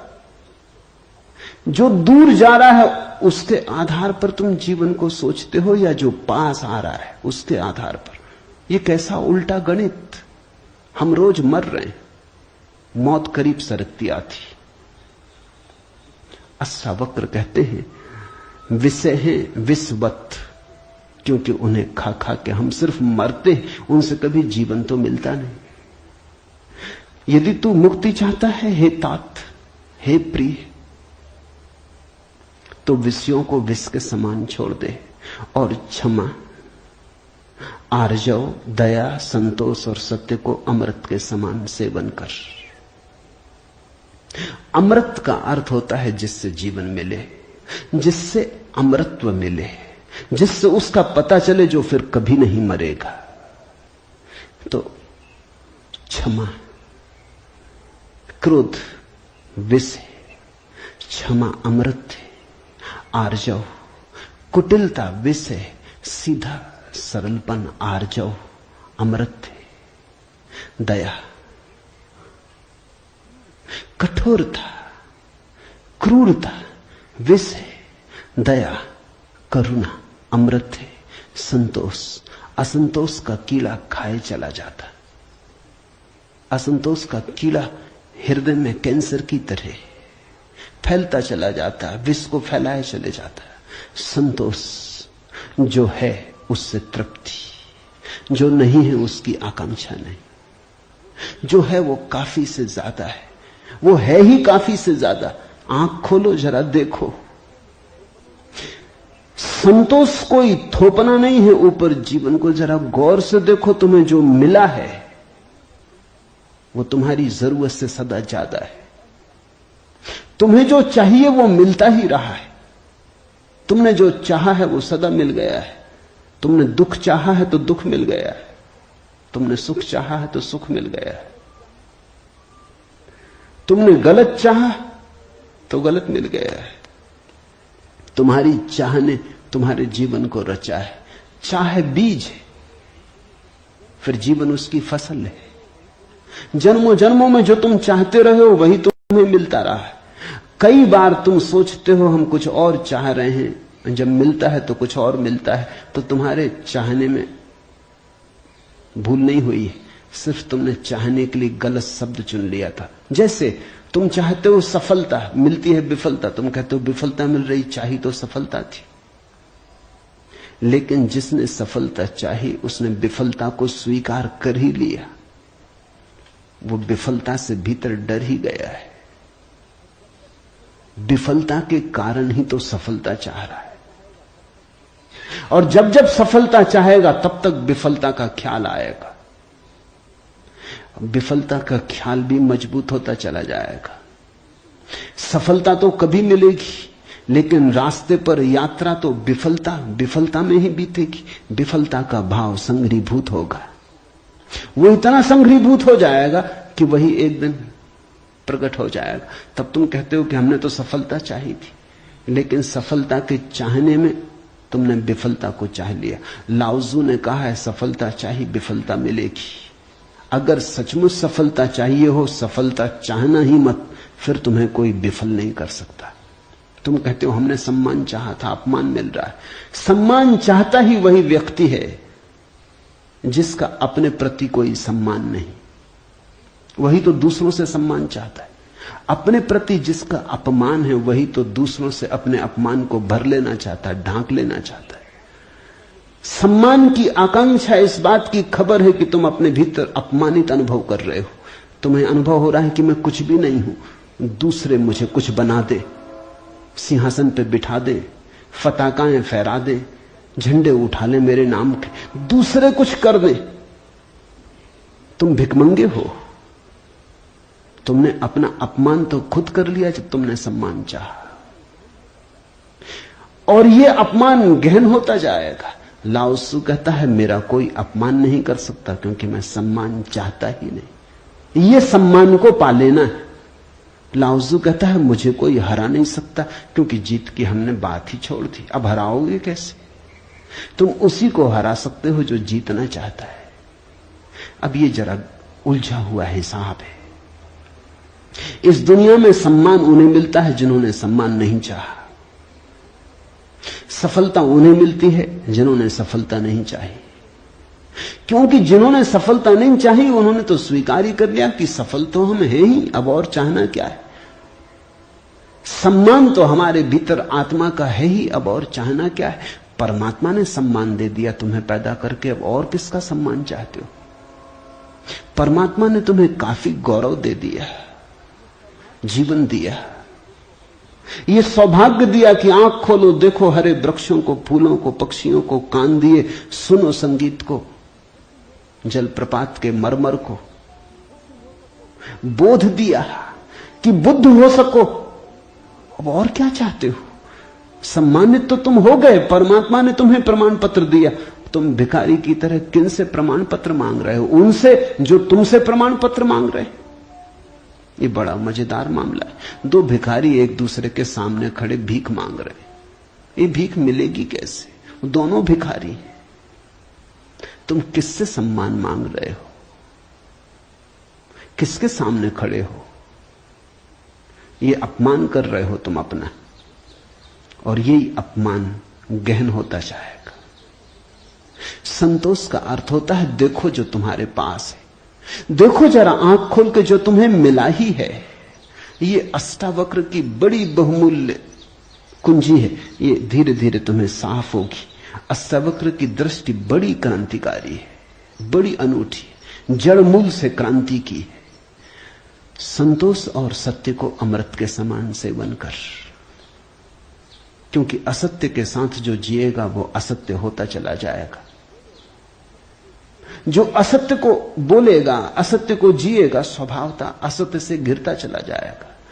उसके जीवन से संबंध विच्छिन्न हो जाएंगे, जड़ें टूट जाएंगी। परमात्मा में जड़ें चाहते हो तो सत्य के द्वारा ही वे जड़ें हो सकती हैं। प्रामाणिकता और सत्य के द्वारा ही तुम परमात्मा से जुड़ सकते हो। परमात्मा से टूटना है तो असत्य का धुआं पैदा करो, असत्य के बादल अपने पास बनाओ। जितने तुम असत्य होते चले जाओगे उतने परमात्मा से दूर होते चले जाओगे। तू न पृथ्वी है, न जल है, न वायु है, न आकाश है। मुक्ति के लिए आत्मा को, अपने को, इन सब का साक्षी चैतन्य जान। सीधी सीधी बातें, भूमिका भी नहीं। अभी 2 वचन नहीं बोले अष्टावक्र ने कि ध्यान आ गया, कि समाधि की बात आ गई। जानने वाले के पास समाधि के अतिरिक्त और कुछ जताने को है भी नहीं। वो 2 वचन भी बोले, क्योंकि एकदम से अगर समाधि की बात होगी तो शायद तुम चौंक ही जाओगे, समझ ही ना पाओगे। मगर 2 वचन और सीधी समाधि की बात आ गई। अष्टावक्र 7 कदम भी नहीं चलते, बुद्ध तो 7 कदम चले, 8वें कदम पे समाधि। अष्टावक्र तो पहला कदम ही समाधि का उठाते। तू न पृथ्वी है, न जल, न वायु, न आकाश। ऐसी प्रतीति में अपने को थिर कर। मुक्ति के लिए आत्मा को, अपने को, इन सब का साक्षी चैतन्य जान।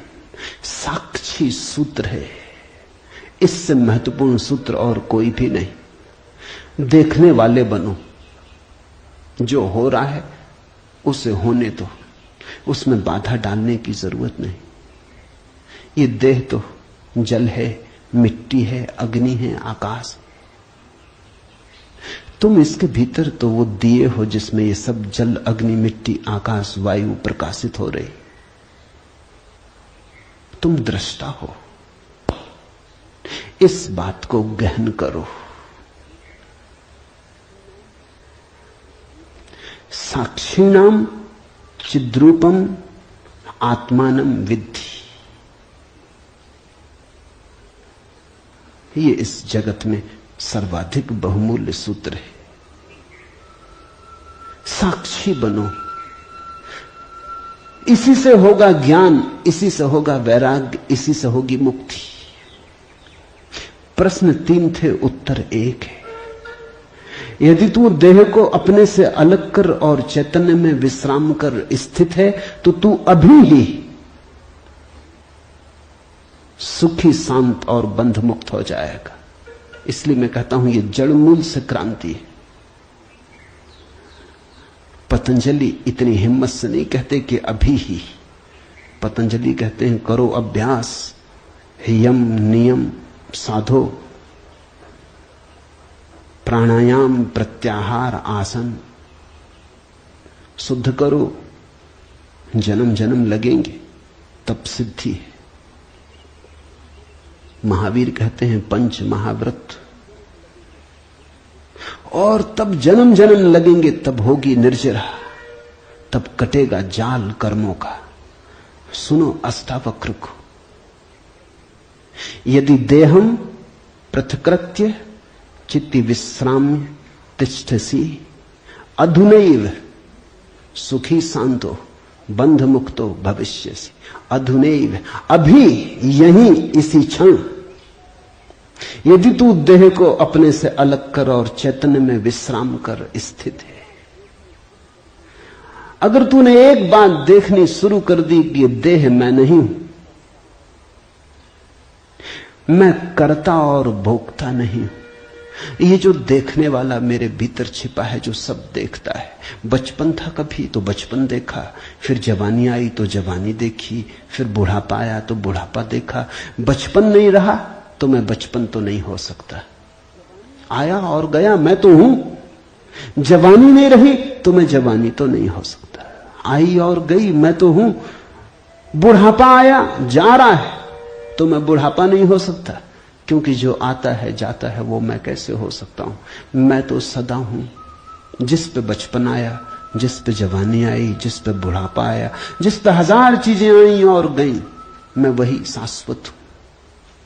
स्टेशनों की तरह बदलती रहती बचपन, जवानी, बुढ़ापा, जन्म, यात्री चलता जाता। तुम स्टेशन के साथ अपने को एक तो नहीं समझ लेते। पूना की स्टेशन पर तुम ऐसा तो नहीं समझ लेते कि मैं पूना हूं। फिर पहुंचे मनमाड़ तो ऐसा तो नहीं समझ लेते कि मैं मनमाड़ हूं। तुम जानते हो कि पूना आई गई, मनमाड़ आया गया। तुम तो यात्री हो, तुम तो दृष्टा हो जिसने पूना देखी, पूना आई। जिसने मनमाड़ देखा मनमाड़ आया। तुम तो देखने वाले हो। तो पहली बात,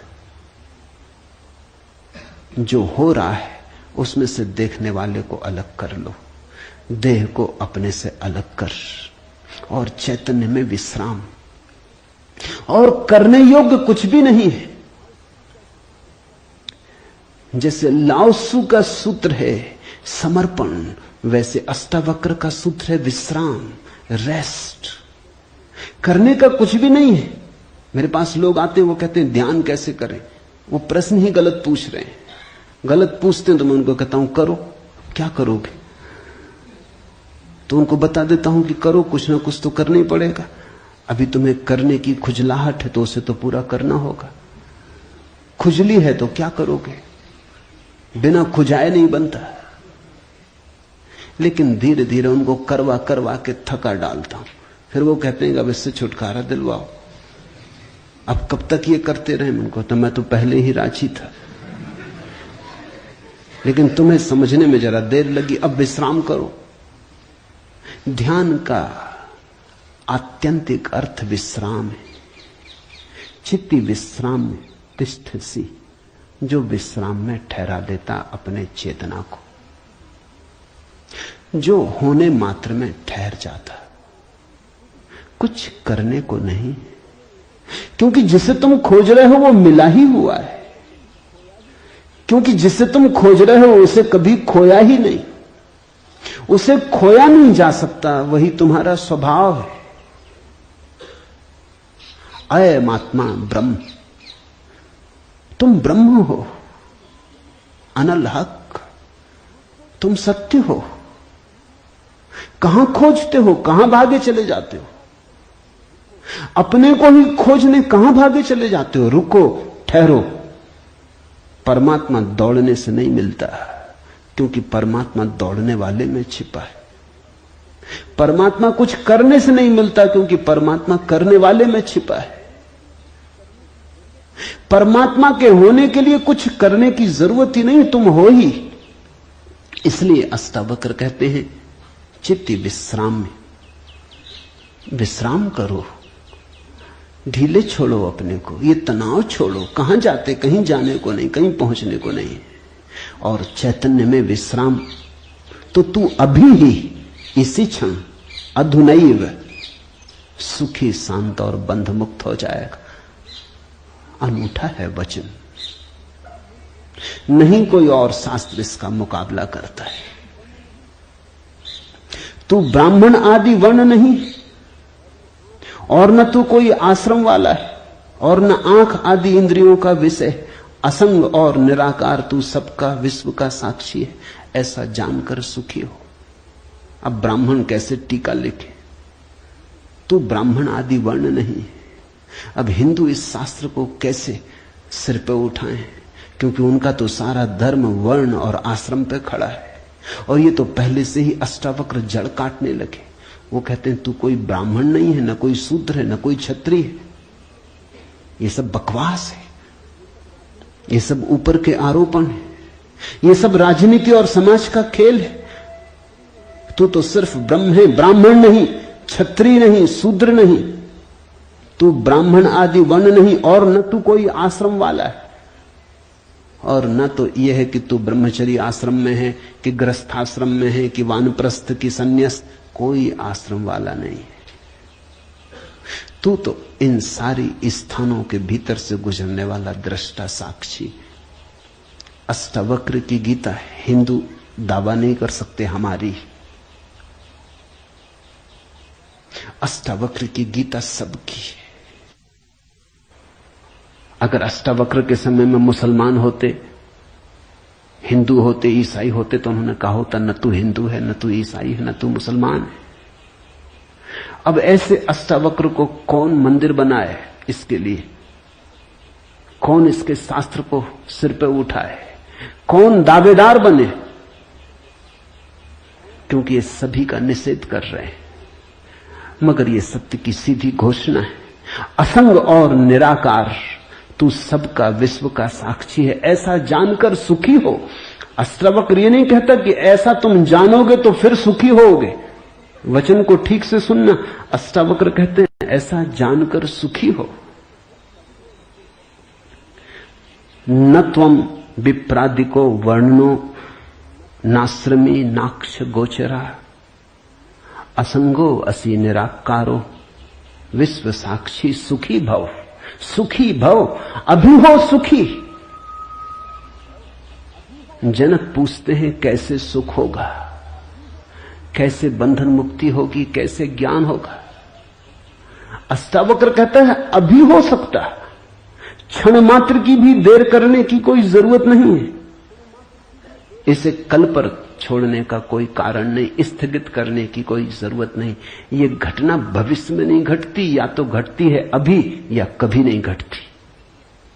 जब घटती है तब अभी घटती है, क्योंकि अभी के अतिरिक्त कोई समय ही नहीं है। भविष्य कहां है? जब आता है तब अभी की तरह आता है। तो जो भी ज्ञान को उत्पन्न हुए हैं अभी उत्पन्न हुए। कभी पर मत छोड़ना, वो मन की चालाकी है। मन कहता है इतने जल्दी कैसे हो सकता है, तैयारी तो कर ले। मेरे पास लोग आते हैं, वो कहते हैं संन्यास लेना। लेंगे कभी, कभी कभी न लोगे। कभी पर टाला तो सदा के लिए टाला, कभी आता ही नहीं। लेना हो तो अभी, अभी के अतिरिक्त कोई समय ही नहीं है। अभी है जीवन, अभी है मुक्ति, अभी है अज्ञान, अभी है ज्ञान, अभी है निद्रा, अभी हो सकता जागरण। कभी क्यों? कठिन होता मन को, क्योंकि मन कहता है तैयारी तो करने दो। मन कहता है कोई भी काम तैयारी के बिना कैसे घटता। आदमी को विश्वविद्यालय से प्रमाण पत्र लेना है तो वर्षों लगते, डॉक्टरेट करनी है तो 20-25 साल लग जाते। मेहनत करते करते फिर आदमी आके डॉक्टर हो पाता। अभी कैसे हो सकते? अष्टावक्र भी जानते हैं दुकान करनी हो तो अभी थोड़ी खुल जाएगी। इकट्ठा करना पड़े, आयोजन करना पड़े, सामान लाना पड़े, दुकान बनानी पड़े, ग्राहक खोजने पड़े, विज्ञापन भेजना पड़े, वर्षों लगते।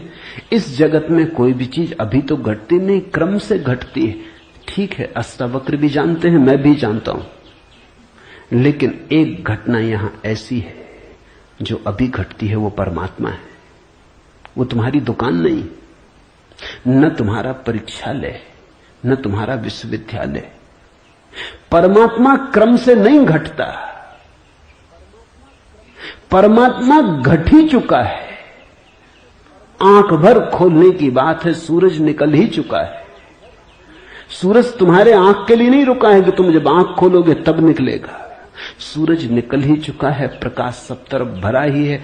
अहिर्निश गूंज रहा उसका नाद, ओंकार की ध्वनि सब तरफ गूंज रही है। सतत अनाहत चारों तरफ गूंज रहा है। खोलो कान, खोलो आंख। आंख खोलने में कितना समय लगता है, उतना समय भी परमात्मा को पाने में नहीं लगता। पल तो लगता, पलक के झपने में। पल का अर्थ ही होता है जितना समय पलक को झपने में लगता उतना पल। मगर परमात्मा को पाने में पल भी नहीं लगता।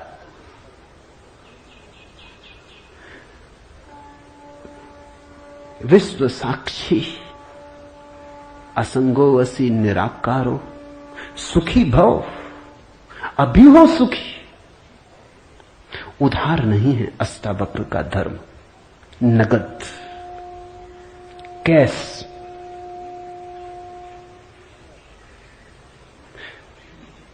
हे व्यापक, धर्म और अधर्म, सुख और दुख मन के।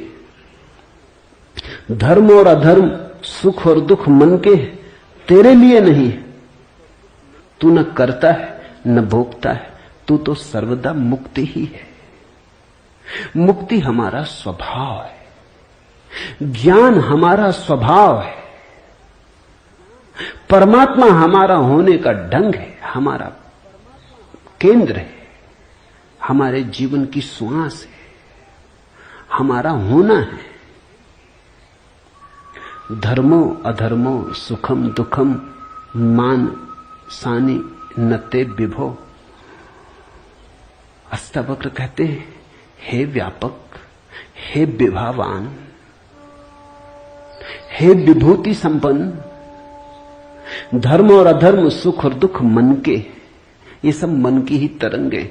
बुरा किया, अच्छा किया, पाप किया, पुण्य किया, मंदिर बनाया, दान दिया, सब मन के। न कर्तासी न भोक्तासी मुक्त एवासी सर्वदा। तू तो सदा मुक्त है, तू तो सर्वदा मुक्त है। मुक्ति कोई घटना नहीं है जो हमें घटानी।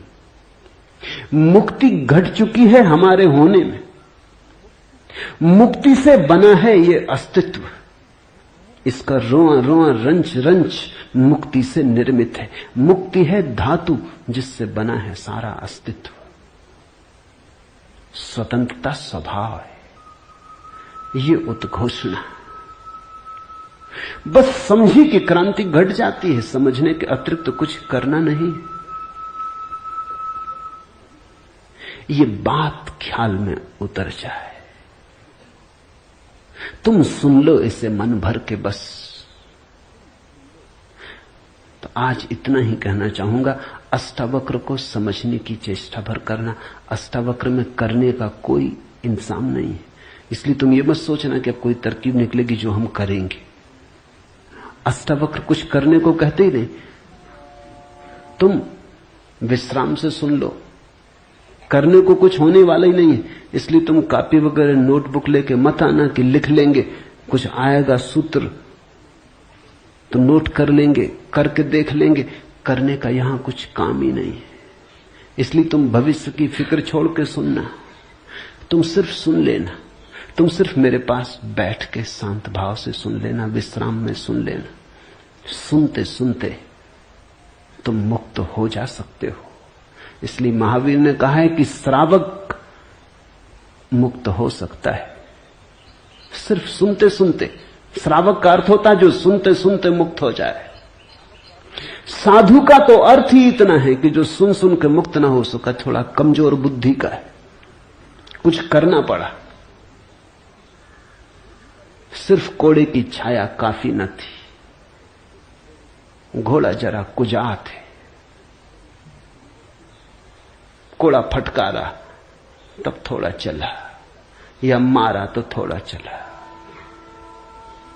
छाया काफी है, तुम सुन लेना, कोड़े की छाया दिखाई पड़ जाएगी।